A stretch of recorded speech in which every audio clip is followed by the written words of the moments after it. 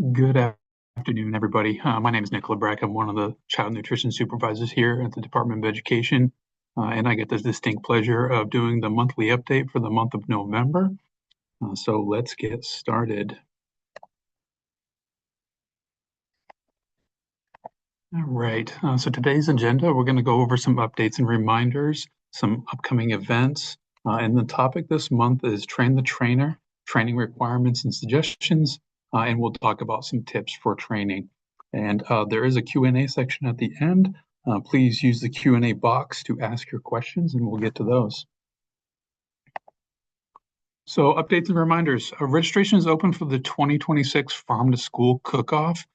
Please get into that cook-off. It's going to be a great event. We're excited to partner with our schools and meet some of your students and maybe some of your staff.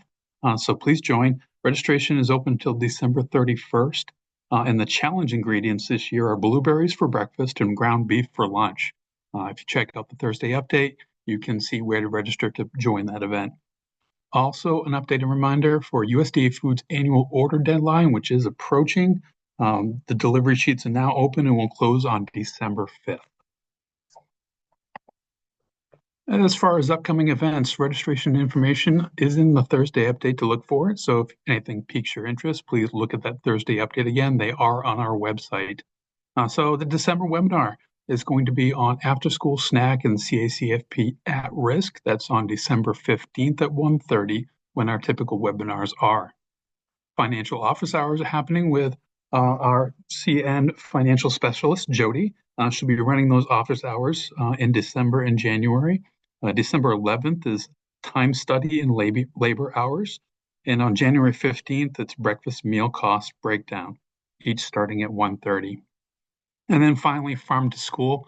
We got a couple of events happening. The Farm and Seed to School has an event that's the Farmer in School Buyer Meetup at Fork Food Lab on December 9th at 1 p.m.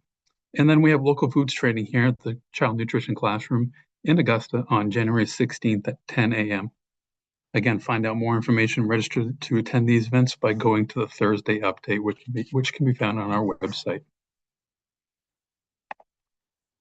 All right, now to dive into some of the training aspects of today. So the objectives today is to understand USDA required training for all the child nutrition staff in your buildings, including any food service directors, and then review some key compliance topics, civil rights, food safety, meal pattern stuff, and then I'll touch on some learning strategies for delivering effective local training at your sites. So first and foremost, we'll get the regulations out of the way. USD training requirements, professional standards in the 7 CFR 210. Directors, 12 hours per year is a requirement. If your title is as manager, it's 10 hours per year. For any staff you have, that's 6 hours per year. And then part-time staff is 4 hours per year. Now, these trainings must be documented and tracked, and state agency reviewers check during reviews for this training. USDA does provide a professional training tracker tool. It's a lot of T's to help make this a lot easier. All right, and then to touch on civil rights training. Civil rights training is the only training USDA requires annually for any staff with responsibilities in the child nutrition program.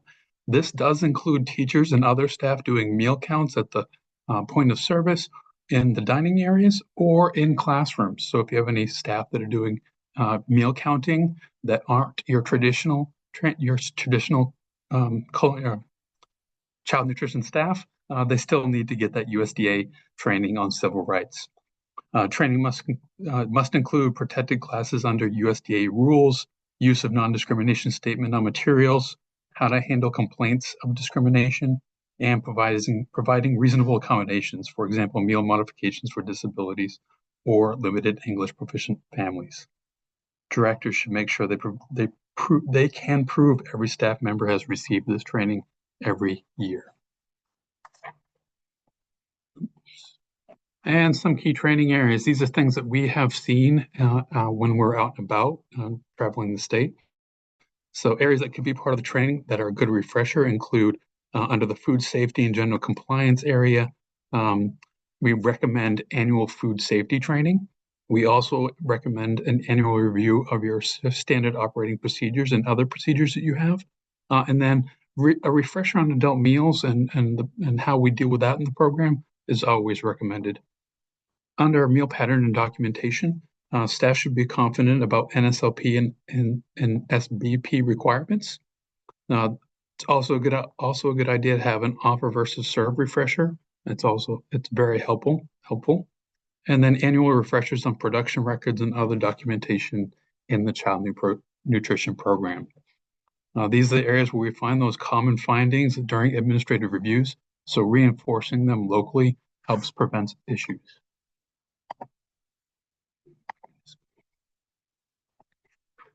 All right, now to dive in some tips when you're doing training.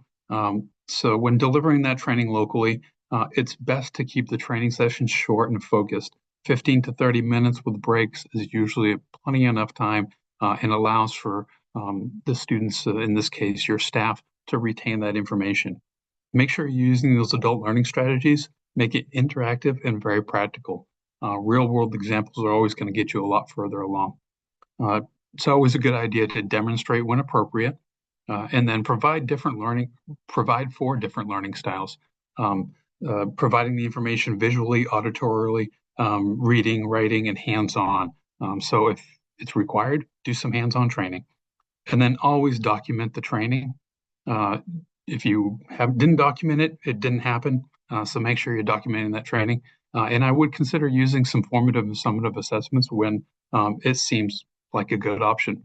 And when it comes to some of those assessments, it doesn't necessarily have to be a test. It could be just show me how to do this, show me how to do that. That's a good way to assess if your staff is getting what you're giving them. And then final note, just use the resources we have. We have ready-made resources with the USDA. The Department of Education has some resources. And then I would encourage you to reach out to other districts, see what they have, see what they're using for their training. We're all in it together, so it doesn't make sense to recreate the wheel. If somebody has something that works for them, see if you can use it for your stuff. The goal is to make training practical, repeatable, and documented. And I'm going to stress documented. Once again, if you can't prove you did it by documenting it, then it never happened.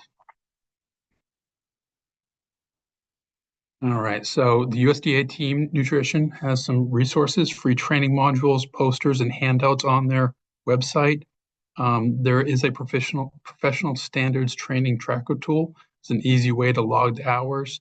And then there are some DOE templates, sign-in sheets, agendas, PowerPoint modules, videos on our website that you can use for all the training aspects. We encourage directors to take advantage of these instead of creating your own when it's appropriate. All right, so just to wrap up and review some key takeaways. Annual USDA required training hours are determined by your title. So whatever your title is will determine how many hours a year you're required to have for training. All training has to be tracked for compliance, and directors play a key role in leading and documenting these trainings in their districts. And just a foot stomp on that, civil rights for any staff with the responsibilities in the school nutrition program. So even if they're not one of your staff members, but they're helping you out in the cafeteria or they're doing breakfast in the classroom, make sure they're getting that civil rights training. And you can always reach out to the Child Nutrition Office. We're always available for technical assistance for training aspects and beyond. All right, and now I will pause for some questions if there's any.